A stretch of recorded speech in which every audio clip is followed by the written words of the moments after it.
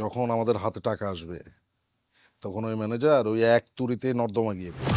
কিন্তু ভাইয়া মানে বাবার সাথে বসার আগে তুমি একটু মায়ের সাথে কথা বলেন, কারণ মার কথা ছাড়া বাবা তো এক পাও নড়ে না, বুঝতে পারতেছো?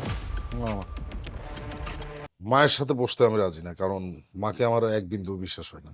আর মা নিজেও তো বাবার সাথে তাল মিলায়।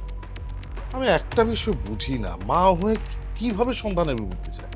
কিন্তু ভাইয়া তুমি যদি বাবারে কিছু বলতে না পারো তাহলে আজকে রাতে বাবা আসুক, আমি বলবো। তাছাড়া এখন আমরা বড় হয়েছি না, মানে বাবা যে সিদ্ধান্ত নিবে সেটাই কি আমরা মেনে নেব নাকি?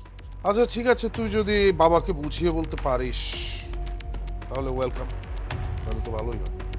ভাইয়া ট্রাই করতে অসুবিধা কি? ট্রাই করে দেখেন। কর ট্রাই, কিন্তু ওসবে আমি নেই। তোমার কিছু বলতে হবে না, যা বলার আমিই বল। আচ্ছা ঠিক আছে, ঠিক আছে, আমিও গিয়ে বুঝি।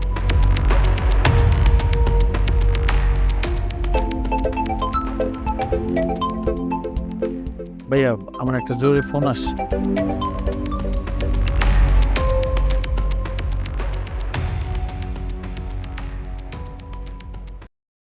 কোথায়?